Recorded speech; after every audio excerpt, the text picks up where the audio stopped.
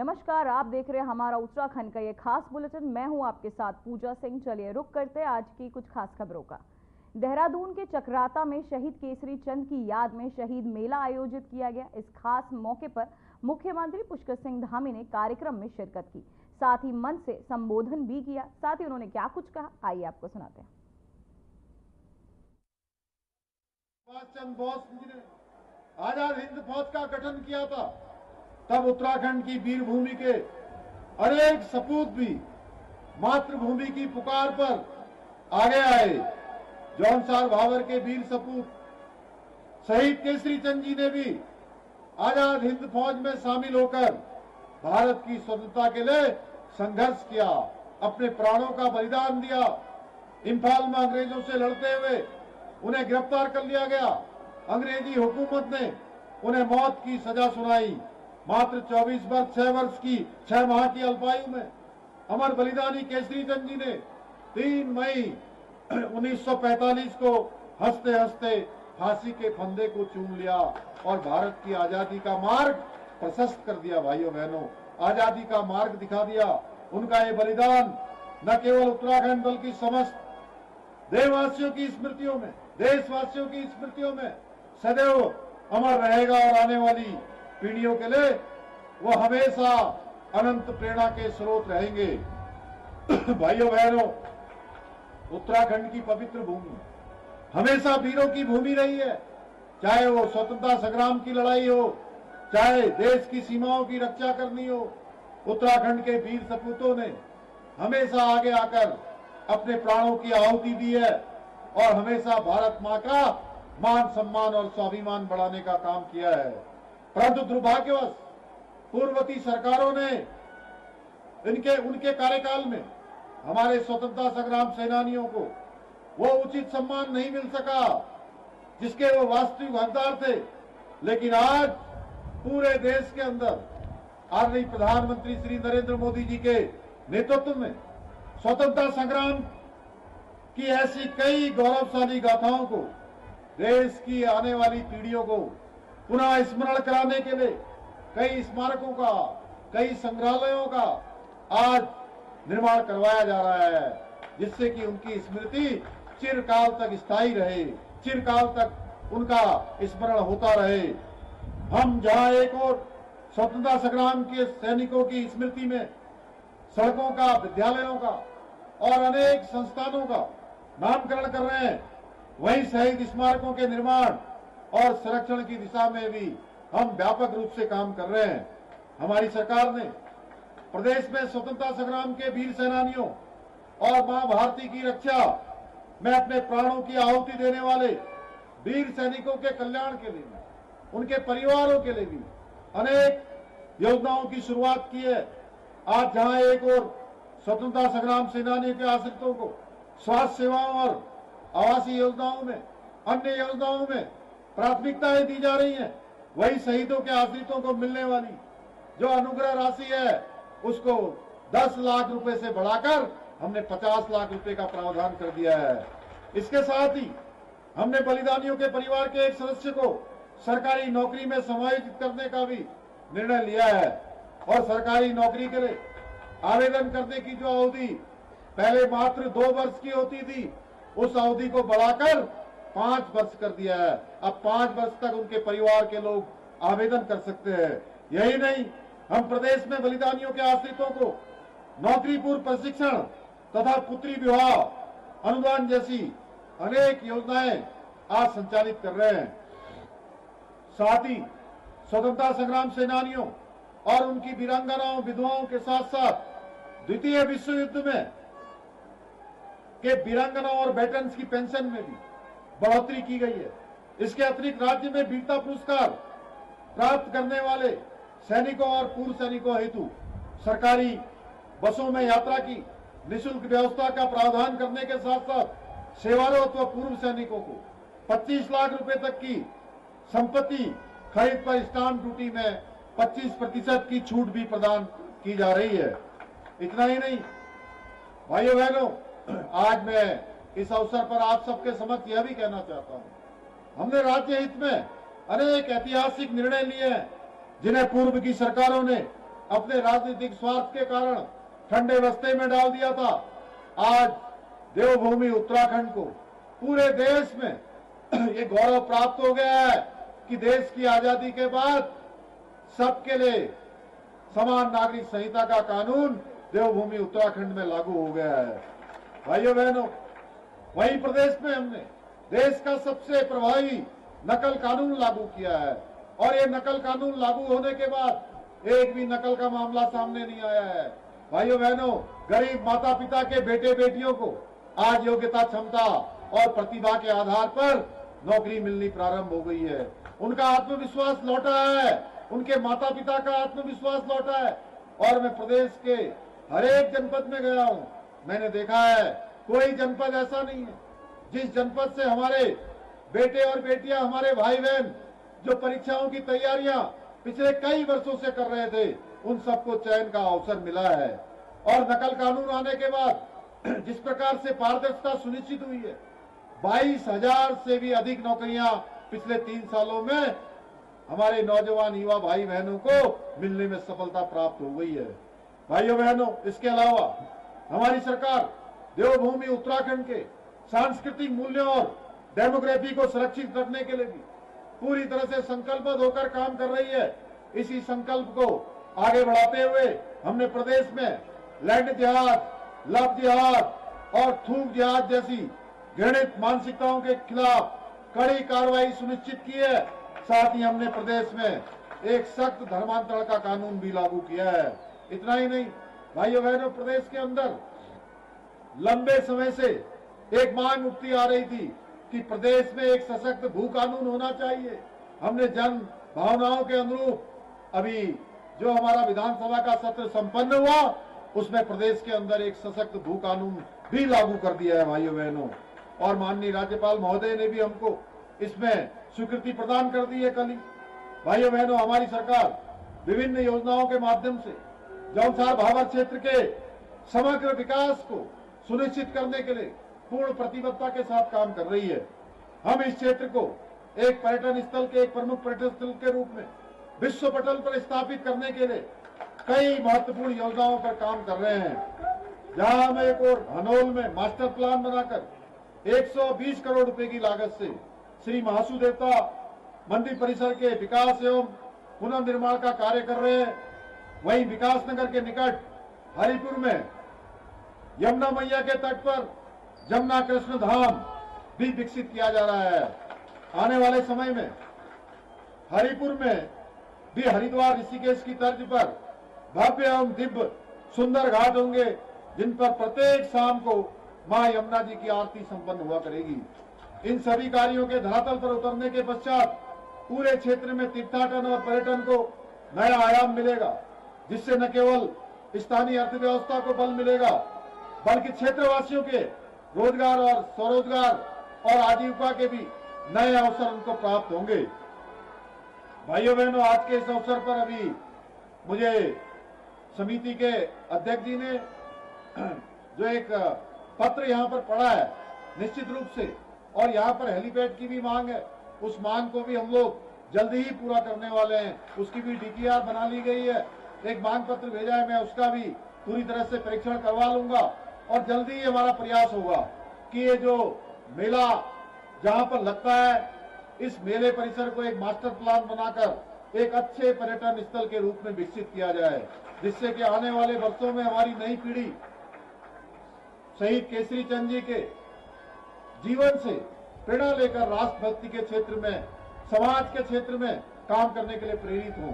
इसके साथ साथ समिति के अलावा गीताराम गौड़ जी ने, मुन्ना सिंह चौहान जी ने, यहाँ के अनेक पदाधिकारियों ने मुझे बहुत सारे पत्र दिए हैं। मैं उन सबको अपने साथ लेकर जा रहा हूँ। उन सभी पर आगे भविष्य में निश्चित रूप से कार्रवाई की जाएगी। आज के इस अवसर पर मैं घोषणा करता हूँ कि राजकीय औद्योगिक प्रशिक्षण संस्थान राजपुर चक्राता का नाम वीर शहीद केसरी चंद राजकीय औद्योगिक प्रशिक्षण संस्थान किया जाएगा। भाइयों बहनों, हमारी सरकार पूर्ण प्रतिबद्धता के साथ उत्तराखंड को देश का अग्रणी राज्य बनाने के अपने विकल्प रहित संकल्प के मूल मंत्र के साथ काम कर रही है। मुझे पूरा विश्वास है, इस संकल्प को साकार करने के लिए आप सभी इसी प्रकार हमारी सरकार के साथ लगातार कंधे से कंधा मिलाकर अपना योगदान, अपना आशीर्वाद देते रहेंगे। इसी विश्वास के साथ पुनः मैं शहीद केसरी चंद जी को एक बार फिर से श्रद्धांजलि अर्पित करते हुए अपनी बात को समाप्त करता हूं। बहुत बहुत धन्यवाद। जय हिंद, जय भारत, जय उत्तराखंड।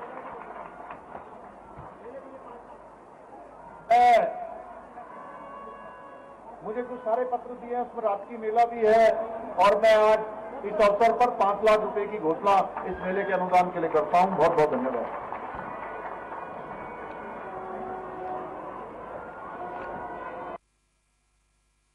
उत्तराखंड के मुख्यमंत्री पुष्कर सिंह धामी 3 मई को हरिद्वार दौरे पर रहे, जहां सीएम ने उन्हें देव संस्कृति विश्वविद्यालय में यूसीसी को लेकर आयोजित परिचर्चा में हिस्सा लिया।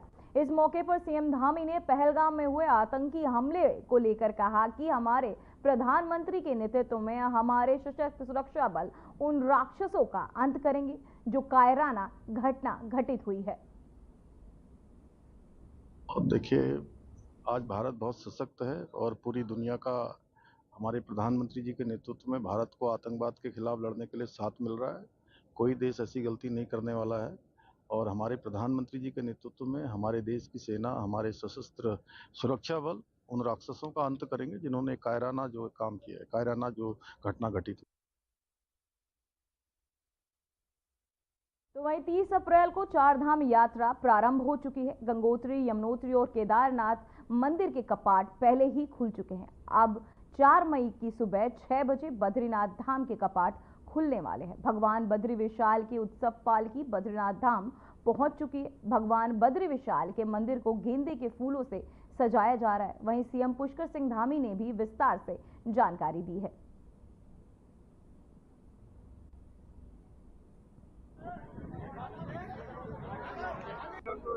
चार धाम यात्रा प्रारंभ हो चुकी है और 3 धामों के कपाट खुल चुके हैं। यमुनोत्री धाम, गंगोत्री धाम और बाबा केदारनाथ। कल भगवान बद्री विशाल के कपाट खुल जाएंगे और सभी तैयारियां पूरी कर दी गई। सभी हमारे स्टेक होल्डर, सभी हितधारक, अनेक संस्थाएं जो लगातार वर्षों से चार धाम यात्रा में अपना योगदान देते आए हैं, तो सभी योगदान देंगे। सबकी यात्रा अच्छी हो, एक अच्छा अनुभव जो हम उत्तराखंड का लेकर जाए। सबकी सुरक्षा हमारे लिए सर्वोच्च प्राथमिकता है।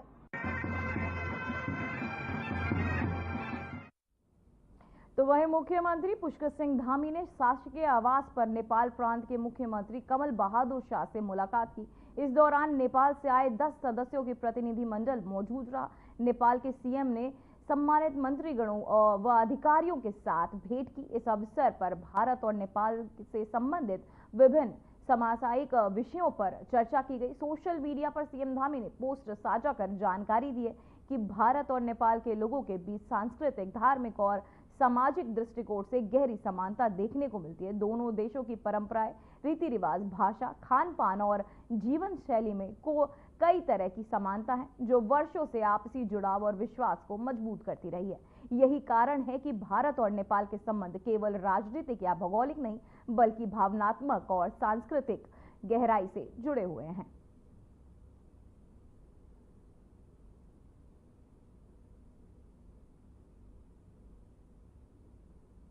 तो वहीं उत्तराखंड के मुख्यमंत्री पुष्कर सिंह धामी ने हरिद्वार दौरे पर देव संस्कृति विश्वविद्यालय पहुंचे, जहां उन्होंने यूसीसी पर आयोजित परिचर्चा में भाग लिया। मीडिया से बातचीत में सीएम धामी ने यूसीसी को लेकर फैलाई जा रही भ्रांतियों का निराधार बताया। जातिगत जनगणना पर प्रतिक्रिया देते हुए उन्होंने कहा कि पीएम मोदी के नेतृत्व में एक ऐतिहासिक निर्णय लिया गया है। मोहम्मद यूनुस के साथी के बयान पर उन्होंने कहा कि भारत अब दुनिया के शक्तिशाली देशों में शामिल है और पहलगाम जैसी घटनाओं के दोषियों को मुंह तोड़ जवाब देने के लिए तैयार है। साथ ही उन्होंने चारधाम यात्रा को लेकर बड़ी चुनौती मानते हुए इसकी पूरी तैयारियों की जानकारी दी। आदरणीय प्रधानमंत्री श्री नरेंद्र मोदी जी के कुशल नेतृत्व में हमारा राष्ट्र 2047 तक एक विकसित राष्ट्र बनने की दिशा में अग्रसर है। प्रधानमंत्री जी का संकल्प आगे बढ़ रहा है, पूरा देश उस दिशा में आगे बढ़ रहा है और अगले 22 वर्षों में जब हमारा देश एक विकसित राष्ट्र के रूप में स्थापित होगा, उस समय देश के सभी नागरिकों के न्यायिक अधिकारों में समानता होगी, जिसकी शुरुआत देवभूमि उत्तराखंड में यूसीसी लागू करके हमने आज़ादी के बाद सबसे पहले भारतवर्ष में सबसे पहले शुरू कर दिया है। सबसे पहले हमने इसको प्रारंभ कर दिया है। और यदि मैं एक वाक्य में कहूं तो समान नागरिक संहिता जाति, धर्म, लिंग, भेद आदि में अंतर के आधार पर कानूनी मामलों में होने वाले भेदभाव को खत्म करने का भी एक संवैधानिक उपाय है। और यूसीसी लागू होने से न केवल राज्य से सभी नागरिकों के न्यायिक अधिकार समान हुए, बल्कि प्रदेश में महिला सशक्तिकरण की भी एक युग की शुरुआत हुई है। जैसा अभी मनु गौड़ जी ने बताया कि ये हमारे देश की जो 50% आबादी है, मातृशक्ति हमारी बहनें, हमारी माताएं, उसके लिए ये संपूर्ण कानून है, यानी कि 50% आबादी का 100% का कानून यूसीसी कानून है। क्योंकि अब यूसीसी के माध्यम से उत्तराखंड की जो हमारी मुस्लिम बहन बेटियां हैं, उनको बहुत सारी कुरीतियां, इसमें हलाला, इद्दत, बहुविवाह, बाल विवाह, 3 तलाक, इन सब से मुक्ति मिल गई है। इसके साथ ही अब कोई महिला उत्तराधिकार या संपत्ति के अधिकार में भेदभाव का शिकार भी नहीं होगी। इतना ही नहीं, समान नागरिक संहिता से जो तमाम मामले जो हल नहीं हो पा रहे थे, जिन पर न्याय नहीं मिल रहा था, उनमें न्यायिक प्रक्रिया में भी तेजी होगी, जिससे अनावश्यक मुकदमे उनमें भी कमी आएगी और न्यायपालिका पर भी इसका बोझ कम होगा। भाइयों बहनों, आज के समय में कुछ बड़े शहरों में लिव इन का कल्चर बढ़ता जा रहा है। मैं व्यक्तिगत रूप से और वैचारिक रूप से इसे ठीक नहीं मानता हूं। यह हमारी संस्कृति में नहीं रहा है, परंतु ये आज के समय का सच है।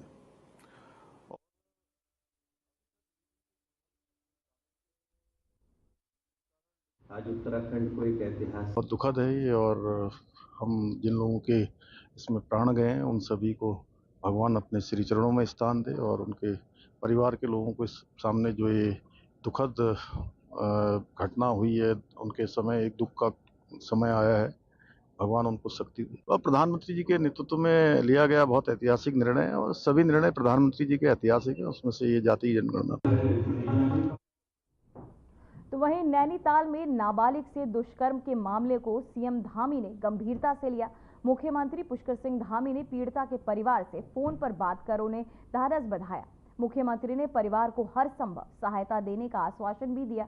उन्होंने कहा कि राज्य सरकार पीड़िता और उसके परिवार के साथ पूरी मजबूती से खड़ी है। तो वहीं मुख्यमंत्री पुष्कर सिंह धामी ने पीड़ित परिवार से कहा कि दोनों बच्चियों की शिक्षा का खर्च सरकार उठाएगी। इसके अलावा परिवार की मदद के लिए सरकार हर कदम उठाएगी। साथ ही जिलाधिकारी वंदना ने बताया कि स्पॉन्सरशिप योजना के तहत बालिका को हर माह 4,000 रुपए की मदद दी जाएगी। इसके अलावा दुष्कर्म पीड़ित को राज्य विधिक सेवा प्राधिकरण की ओर से भी धनराशि दी जाएगी। साथ ही समाज कल्याण विभाग की योजना से भी परिवार को आर्थिक सहायता देने की प्रक्रिया शुरू कर दी गई है।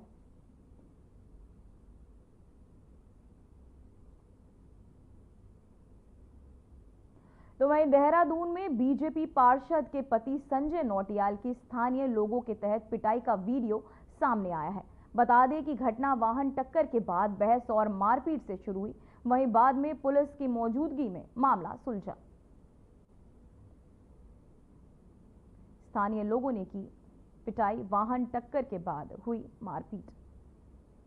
तो वहीं जिला कार्यालय सभागार में जिलाधिकारी आशीष चौहान की अध्यक्षता में जिला योजना वित्तीय वर्ष 2025-26 की पहली बैठक आयोजित की गई। बैठक में विभिन्न विभागों के तहत वित्तीय वर्ष के लिए प्रस्तुत किए गए और प्रस्तावों को बिंदुवार चर्चा की गई। वहीं इस दौरान जिलाधिकारी ने सभी अधिकारियों को स्पष्ट निर्देश दिए कि योजनाओं ऐसी हो जो सीधे तौर पर जनता को लाभ पहुंचाए और उसकी वर्तमान आवश्यकताओं को ध्यान में रखकर बनाई जाए।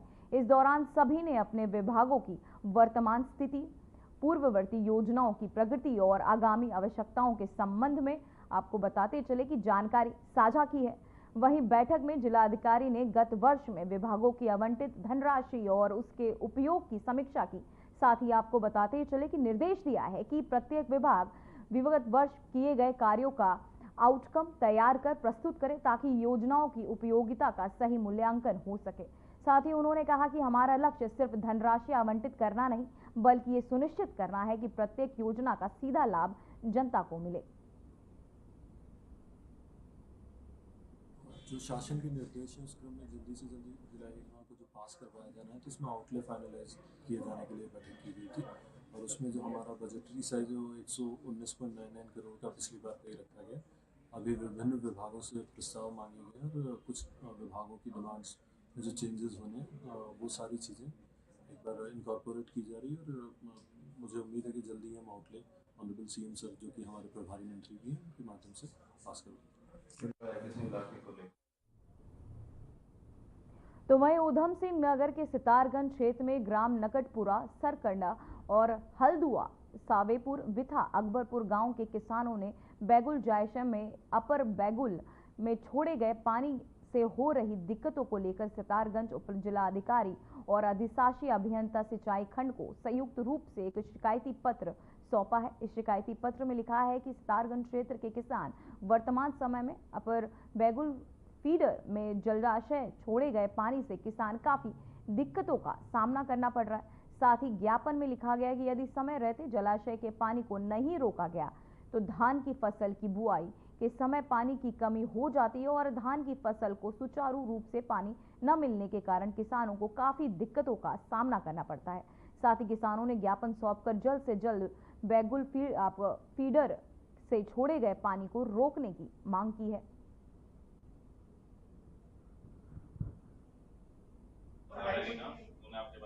मांग यही है कि अभी हमें कोई आवश्यकता नहीं है, किसी किसान को पानी की आवश्यकता नहीं है।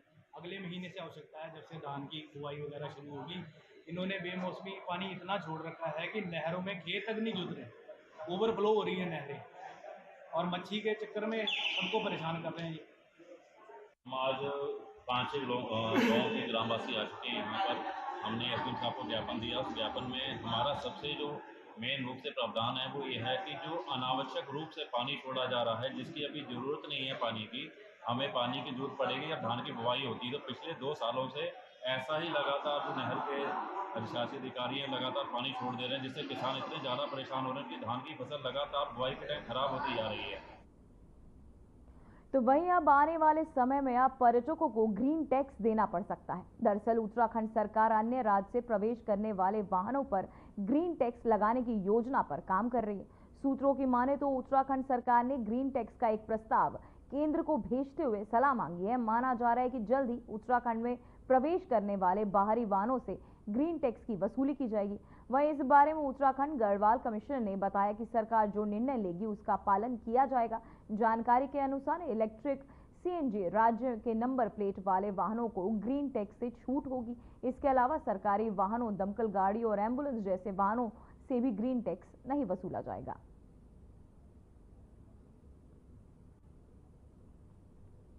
पर ये कहा जाता है कि उत्तराखंड में फॉरेस्ट कवर लगभग 70% है और यहाँ से जल का ही सबसे बड़ा स्रोत है। माँ गंगा, यमुना सभी मेजर रिवर्स यहीं से निकलती हैं। हम पूरे देश को एक स्वच्छ ऑक्सीजन देने का काम करते हैं। उत्तराखंड में पॉपुलेशन तो 1 करोड़ 20-25 लाख के आसपास है, लेकिन हम हर साल 10 करोड़ से आसपास के लोगों को कैटर करते हैं यहाँ पर। चाहे वो कांवड़ यात्रा में 3-4 करोड़ लोग आते हैं, चार धाम यात्रा में, टूरिस्ट सीजन में जिस तरह से वीकेंड्स में फुटफॉल होता है। तो हम लोगों की शुरू से ये वो डिमांड रही है कि इसका ग्रीन बोनस हमको मिलना चाहिए, क्योंकि हम लोग डेवलपमेंट के फ्रंट पर कई जगहों पर फॉरेस्ट की क्लियरेंसेस नहीं मिलती है। हमारे उद्योग धंधे नीचे के 3 जिलों में सीमित रह गए हैं। तो ये मेजर पॉलिसी डिसीजन है और इसमें हमारे ख्याल में सरकार जरूर जो निर्णय लेगी हम लोग उसका पालन करें। उन्होंने ये बताया था ऊपर पहाड़ में, उन्होंने ये बताया था।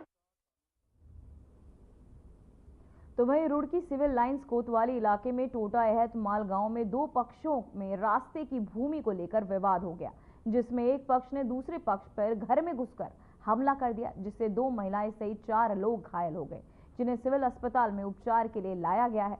दरअसल टोडा एहतमाल गांव में 2 पक्षों में लंबे समय से रास्ते को लेकर विवाद चल रहा था, जिसके चलते आज 2 पक्षों के बीच विवाद हो गया। वहीं इस मामले में एसपी देहात शेखर चंद्र सुयाल ने विस्तार से जानकारी दी है।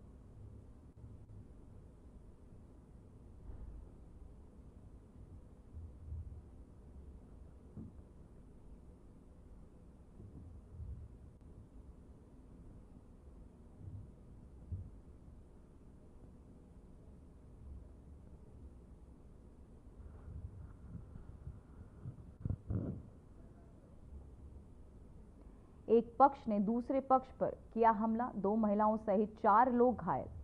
रास्ते की जमीन को लेकर ये पूरा विवाद, भूमि को लेकर आपको बताते चले 2 पक्षों में ये विवाद, जिसके तहत एक पक्ष ने दूसरे पक्ष पर किया हमला, जहां 2 महिलाएं सहित 4 लोग घायल।